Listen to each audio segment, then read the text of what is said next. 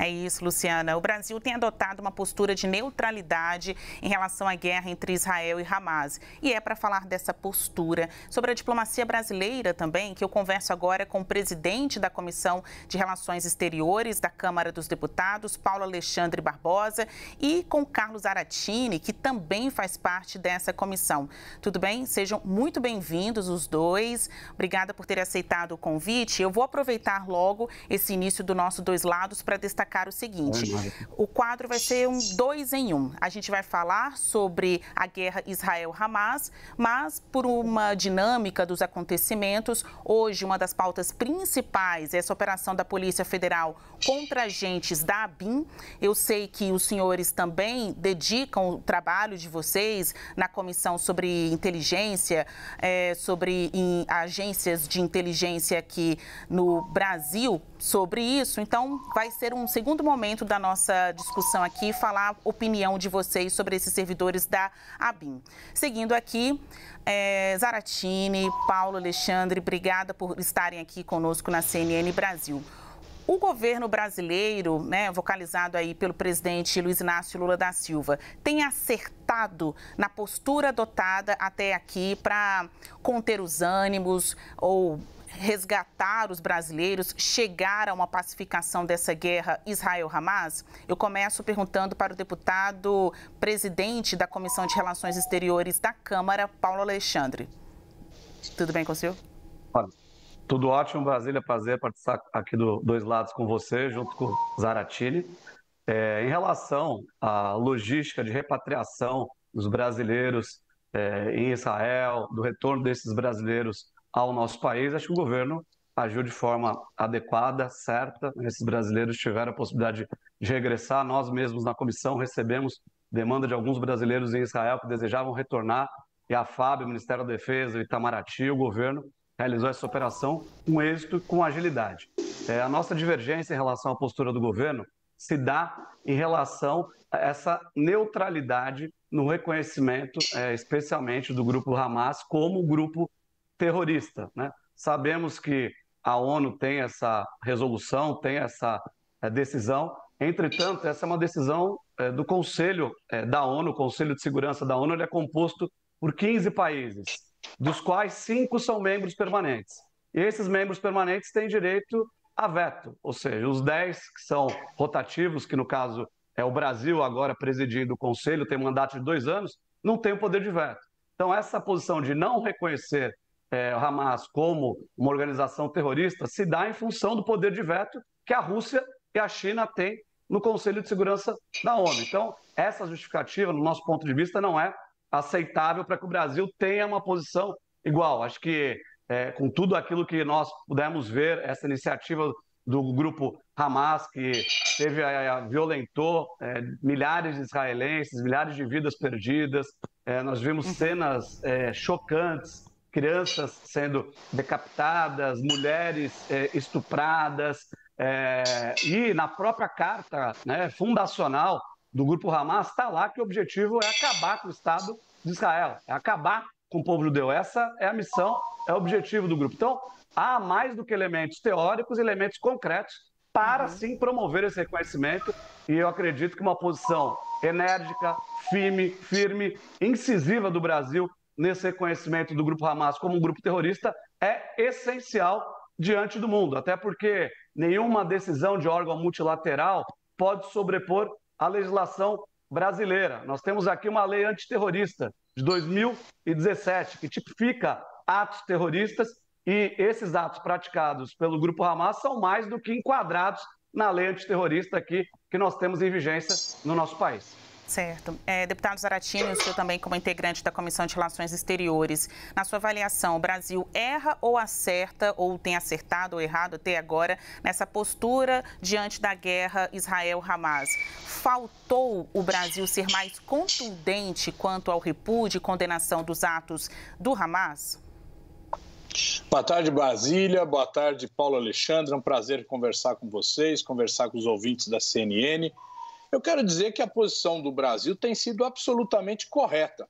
E o que prova que essa visão é correta, essa posição é correta, é o fato de que a maioria do Conselho de Segurança da ONU votou favoravelmente ao projeto de resolução que o Brasil apresentou. Um projeto de resolução equilibrado, um projeto de resolução que visa estabelecer uma trégua, um momento de paz para se adotarem soluções humanitárias. Então, se o Brasil adotasse uma posição de que, o Hamas, que é um lado, o movimento palestino se divide em dois governos, o Hamas que governa a faixa de Gaza e a autoridade palestina que governa a Cisjordânia, né? Se você estabelece uma denominação de grupo terrorista para o Hamas, você está fora da negociação.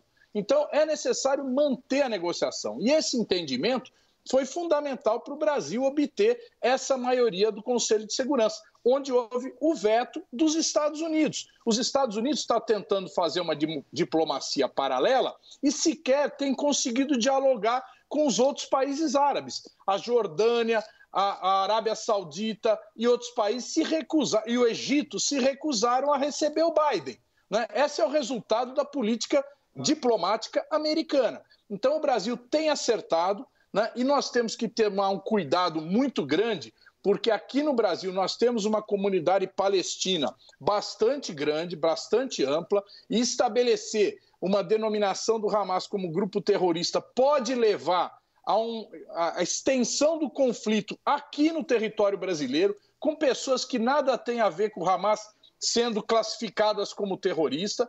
Como disse o Paulo Alexandre, nós temos uma lei antiterrorista e nós queremos que essa lei seja aplicada. Então, se a Polícia Federal, a ABIN, detectarem que há movimentos de organização de atos terroristas no nosso território, que seja aplicada a lei contra essas pessoas, certo? Agora, nesse momento, nós precisamos estabelecer o diálogo entre as partes e cessar fogo para que se tomem decisões humanitárias de proteção da população civil.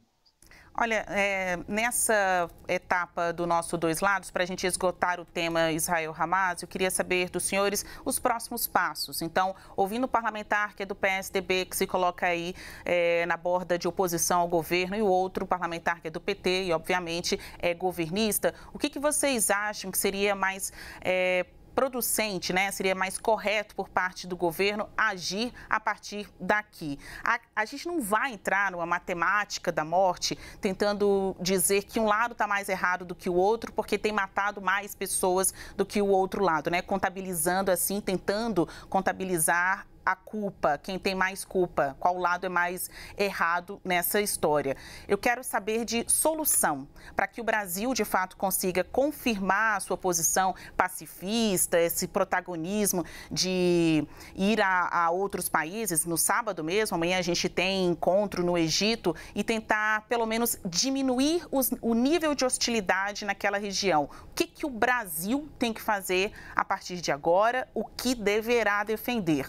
Na avaliação do senhor, presidente da Comissão de Relações Exteriores, o Hamas tem que ser chamado para esta conversa como um agente também de negociação, ou os países devem isolá-lo e decidir por si? Olha, essa não é importante deixar claro que essa não é uma luta de Israel com os palestinos. Nem mesmo o presidente da autoridade palestina já declarou isso publicamente e não reconhece o Hamas como representante do povo palestino. É importante deixar isso claro. Na minha opinião, o que o Brasil precisa é não hesitar, ter uma posição mais firme. Lógico que a repatriação, a logística de trazer os brasileiros de volta ao Brasil foi acertada.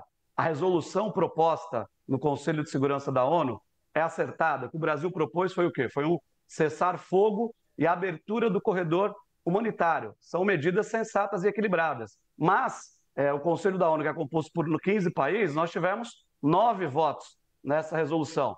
A Rússia e a China se abstiveram de votar e os Estados Unidos, inclusive, alegando essa postura hesitante do Brasil em reconhecer o grupo Hamas como um grupo terrorista, votou contra, ou seja, vetou. Não adiantou ter a maioria dos votos, quem tem poder de veto exerceu o poder de veto e a resolução foi rejeitada, justamente pela ausência, na minha opinião, de habilidade nessa condução de negociação de política internacional. Então, acho que é importante, sim, que nós tenhamos uma posição clara, objetiva em relação ao grupo terrorista Hamas e também que nós possamos seguir lutando dentro do Conselho de Segurança. O Brasil preside o Conselho de Segurança, então tem uma tarefa, eu diria, ampliada de responsabilidade no sentido de, com posições firmes, né? Não adianta, logicamente, que a gente está numa posição de conflito. Ter posição significa desagradar algum dos lados. Não vai dar para contentar todos. É fundamental que as posições sejam conectadas com a política pacifista que sempre norteou as ações brasileiras, né? E com a legislação brasileira que tipifica atos antiterroristas de forma muito clara. Então, sequestrar aviões, explodir bombas, assassinar pessoas, tudo aquilo que foi feito está tipicamente enquadrado dentro de uma política terrorista, dentro daquilo que preceitua a legislação brasileira. Então, acho que as medidas têm que ser enfáticas, as posições têm que ser claras para que nós possamos avançar. Evidente, a abertura do corredor humanitário é importante, o cessar-fogo é importante, ninguém é a favor de multiplicar o número de mortos, de ter mais vidas perdidas. Mas, para isso, posições duras são importantes nesse momento. Deputado Zaratini, sua última resposta também sobre este tema, Israel-Hamas. Tem que chamar o grupo radical islâmico também para uma mesa de negociação na tentativa de cessar fogo ou pelo menos diminuir o nível de hostilidade no conflito? Olha, nós estamos vivendo um circo de horrores, né? Houve o ataque terrorista do Hamas contra a região de Israel, né? Contra kibbutz, contra as pequenas cidades. Existe agora um ataque violento de Israel contra a faixa de Gaza, inclusive atingindo vários hospitais. É uma situação dramática, né? O povo sem poder ter acesso à água, à luz, à energia, né? Então, isso precisa cessar. Logicamente que é muito difícil colocar o Hamas numa mesa de negociação. Por isso mesmo que o Brasil abre conversa com outros países. Por exemplo, o fato do embaixador Mauro Vieira ser convidado para a reunião do Egito, onde ele não era convidado inicialmente, coloca a evidência e a importância da posição do nosso governo, né, que está se colocando como alguém que busca a paz, ainda que seja momentânea, para resolver um primeiro problema, que é a ajuda humanitária. Então, o governo brasileiro está correto, está sendo respeitado. A França votou favoravelmente a resolução do Brasil, a China votou favoravelmente a resolução do Brasil, a Rússia não votou favorável porque o Brasil não tinha votado favoravelmente a proposta russa no dia anterior. Então, nós estamos estabelecendo estamos ajudando, o Brasil está ajudando a estabelecer essa posição de moderação. Inclusive, o Brasil, é bom lembrar, ocupa hoje a presidência do Conselho de Segurança. Então, o Brasil não pode ser aquele que bota mais fogo na palha, tem que ser aquele que abafa o fogo, e não quem bota mais fogo, né? Por isso que a nossa postura tem que ser de moderação.